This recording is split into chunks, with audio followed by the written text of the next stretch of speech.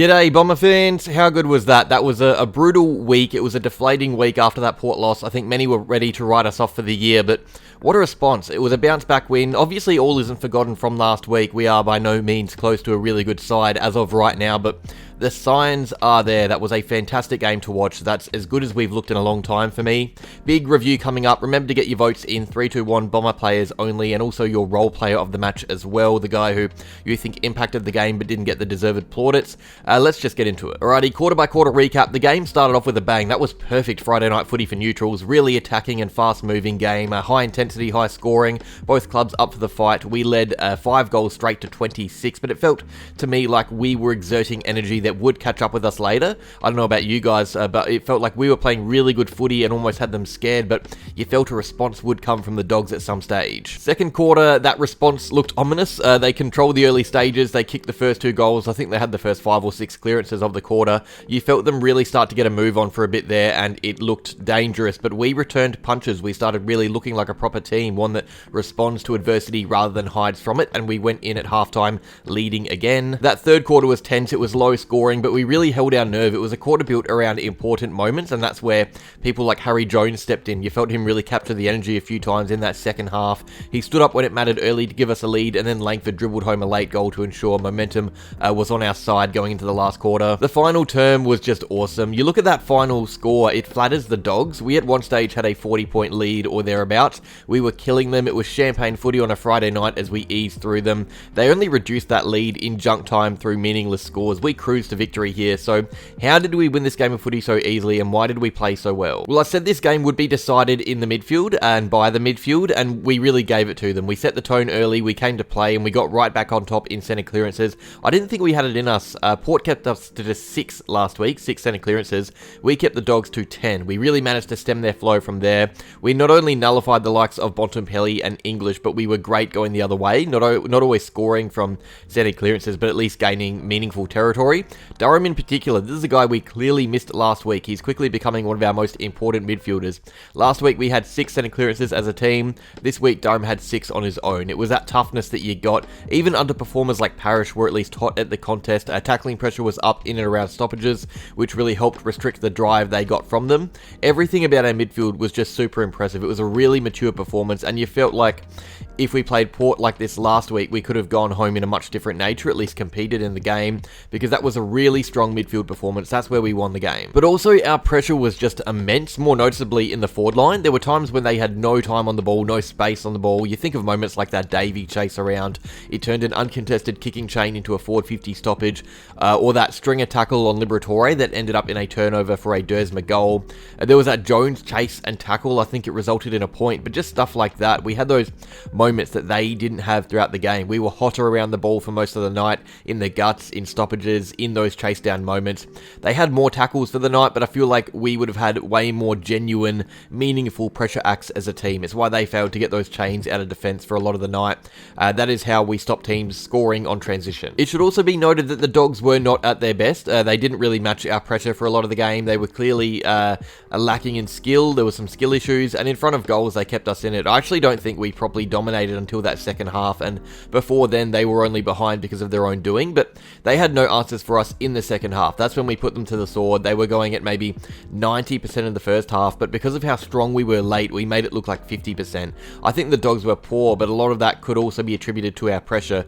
We certainly put them on the back foot at times. I think you could also say that we outworked them as a team. We were fitter, we were hungrier, we were more professional, we were more disciplined in a lot of ways. I think the umpires had our backs a bit at times. They were on our side, but they were the ones giving away silly free kicks or needless 50-meter penalties. We ran them ragged around the ground. We ran around 4 kilometers more than them as a team. The 5 top players for ground covered all played for Essendon. We have been far from professional over the years, but that was a very professional performance. We looked like the Bulldogs should have looked, in all honesty. That's how I expected them to play, but we were the more mature team. And I also think it has to be noted that we did not just beat a good team, we beat a near fully fit good team with a genuinely brutal injury list. I don't like to do this and talk about the injury lists because I think a team is only as good as the depth it holds. Every side faces injuries, but we were without Ridley, Zach Reed against the tallest forward line in the league. Mason Redmond was on a player about 25 centimetres taller than him for most of the night.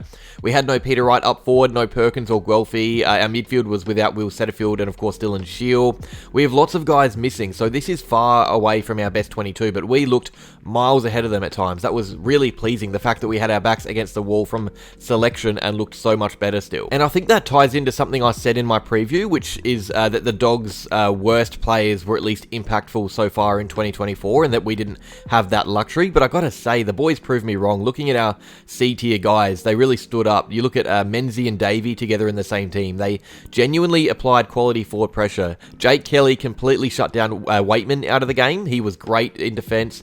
Harry Jones isn't a household name really, but that was his best game in Essendon colours. This wasn't a game that was won by star players. Yes, Merritt and Stringer were great, but if I'm picking the 5 best players, it's mostly what many would call role players. That's super pleasing. It's not Merritt, it's not Stringer, it's not Parrish, it's guys like Caldwell and Durham and Dersma and, like I said, Jones.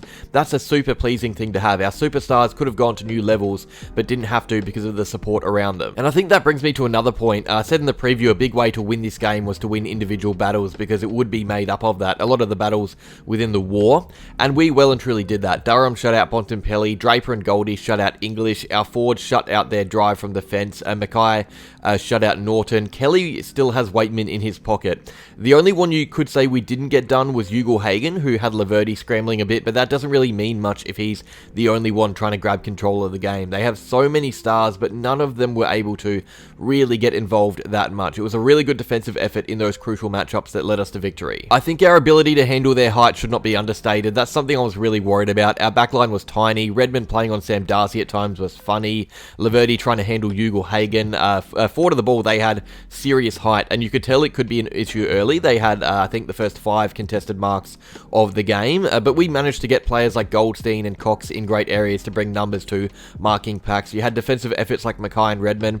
Mackay would have had close to 10 spoils. He was killing everything. I think on paper there was a clear blueprint for them, but we were really good at making it hard to get there for Beveridge and his side. And also just turning up, playing like there was meaning behind it, playing for the occasion. Friday night footy against a bunny side after a bad loss.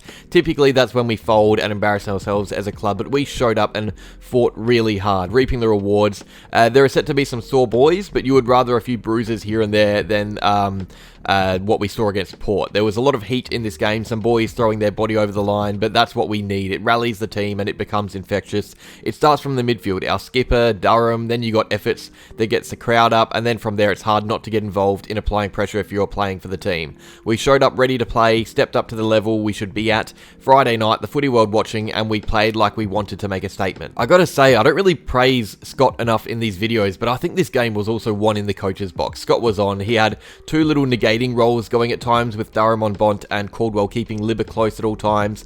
The decision to throw Kelly back in defence to lock down on Waitman was great. He had no impact, and it also allowed Heppel to use his tank on the opposite wing to Dersma. He stuck with the dual ruck setup after the poor showing against Port, and they were both awesome. He drilled into the players' defensive structure in a stoppage, and it meant the Dogs couldn't really get any freedom from their mids like Port were able to do. There were quite a few things we clearly worked on and quite a few plans we had in place, and they didn't have any answers to them. To sum this up and what it means, I would say it's probably the most pleasing win we've had in years, and there's a few reasons for that. For starters, the response. We turned a horrible week into a fantastic one. We responded to the criticism in front of a big crowd, even with all those players missing too, and I think it's the way we won this game. That was as close as we've been to a top 4 team, or looking like a top 14 in a long time.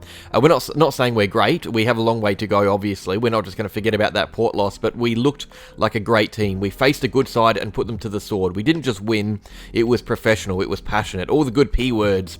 If the Port loss was bad enough to potentially shape our season early, I think this win is good enough to do the same. The fans now have seen 2 very clear roads in what 2024 can go down. We could look like a bottom 4 side like we did against Port, or we could look a real dangerous one like we just showed.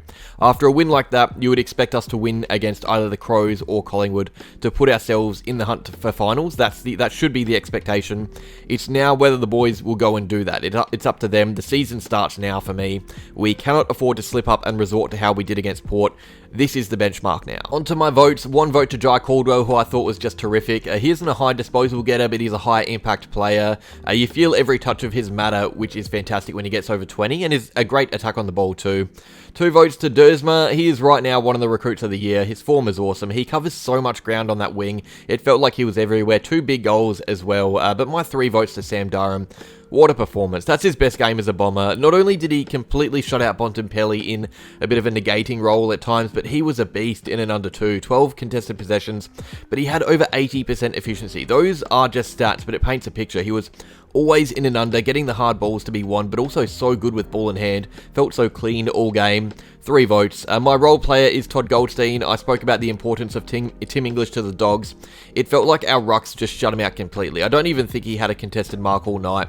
They were all over him, but of the 2, I think Goldstein was the one that really managed to always have a hold on the game. I thought Draper broke it open at times, but it was his partner who just never let English into it. I thought that was the best dual ruck setup it has looked all year, and it's because we let Goldstein do most of the rucking and let Draper do his thing around the ground. That's what it needs to look like. Some unlucky not to get votes: Merritt, Martin, Langford, Stringer, Jones, Redmond, so many. It was a really well-rounded performance. Hopefully our votes are rounded enough to show that. That is all. Terrific win. Really positive signs out of the weekend. These next 2 games are going to be really interesting. Adelaide away next week, back at Adelaide Oval. The crime scene would still be fresh from Gather Round. And then the Pies Anzac Day. Let's see if we can keep this momentum going, or if the club is just giving us more false hope. A lot riding on these next few games. That's all. Like if you enjoyed, subscribe if you're new, and go Bombers.